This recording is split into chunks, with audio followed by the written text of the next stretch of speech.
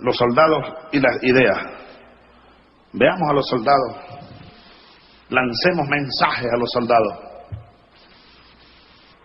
Yo cada vez que puedo lo hago. Claro, para mí es muy limitado por mi razón de presidente y uno no debe inmiscuirse en los asuntos internos de otros países. Pero allá donde ustedes viven, ¿dónde están? Pregúntense, ¿dónde están los soldados?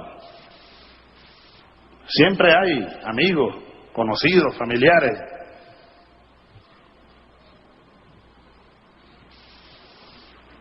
Y un buen soldado patriota, tiende a multiplicarse dentro de las estructuras militares. Dentro de las estructuras militares. Yo creo que esa es una de las tareas también que los intelectuales de América Latina pudieran asumir, hacer llegar mensajes a los soldados de América Latina y del Caribe. Me preguntaba Ignacio Ramonet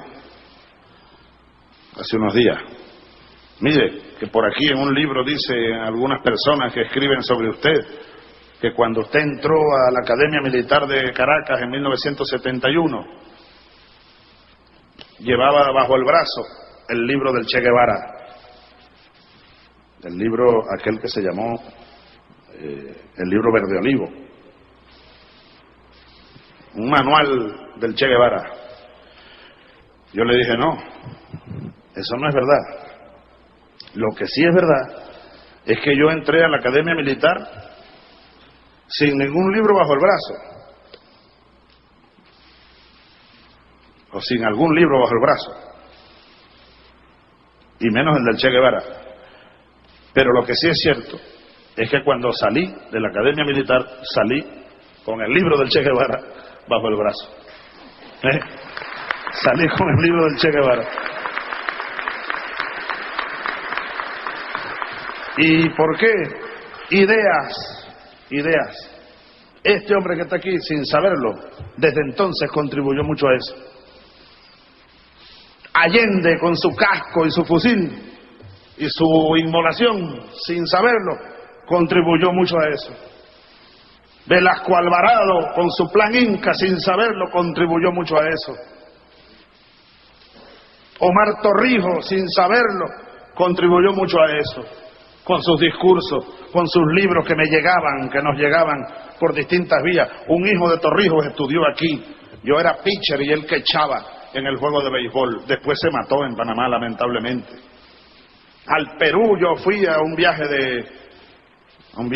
militar, una comisión militar, a Ayacucho, al sesquicentenario, y el general Velasco nos recibió en Palacio, y yo recuerdo que esta mano yo se la di al líder de la Revolución Nacional Peruana, y nos regaló un librito, pero un librote, inspirándonos en ese librito.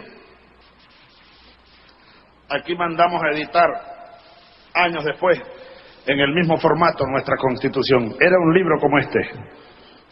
Su título, La Revolución Nacional Peruana, y yo me lo bebí 1000 veces, desde 1974, cuando lo recibí de manos del propio general Velasco Alvarado, hasta el 4 de febrero de 1992, 20 no sé cuántos años después.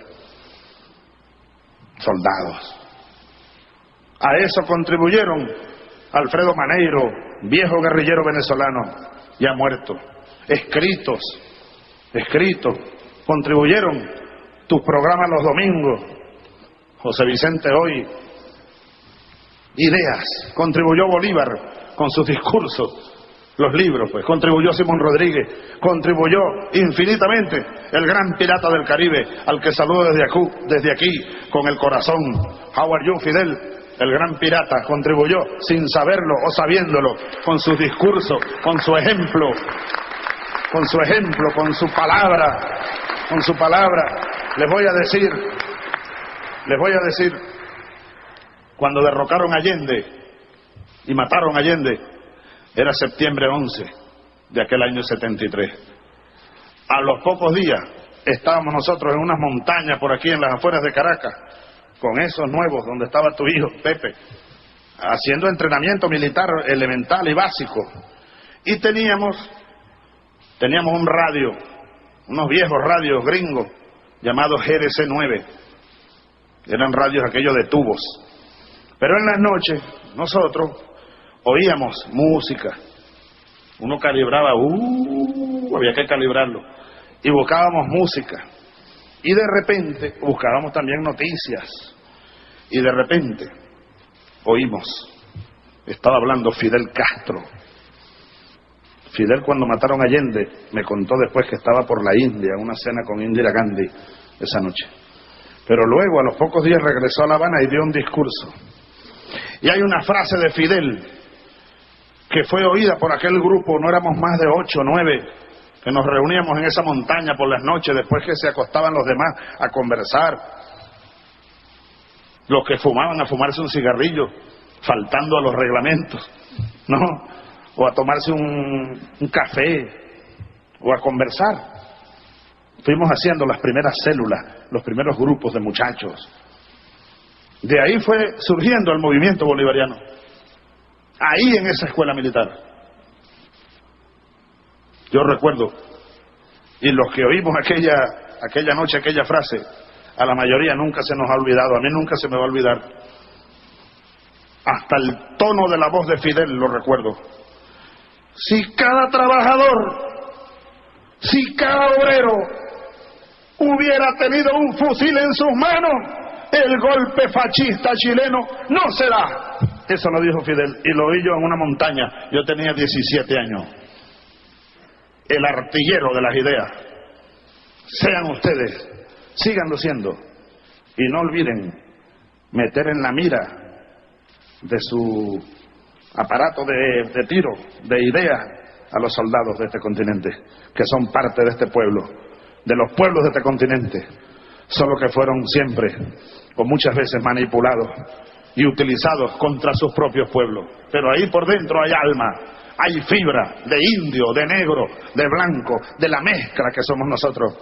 Y además es una necesidad, porque a la hora de los grandes cambios, aun cuando queramos hacerlo pacíficamente, ya llegará el ataque de las hienas, ya llegará un 11 de abril, ya llegará cualquier acción, ya llegará la hora en que, para evitar guerras armadas, hay que decirle a las oligarquías vendepatria, y hay que decirle al imperio, hay que decirle lo que nosotros le decimos.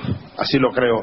Esta revolución es pacífica, pero es una revolución armada de ideas y de fusiles para defenderse, para defender a su pueblo, para defender su proyecto y para defender su esperanza.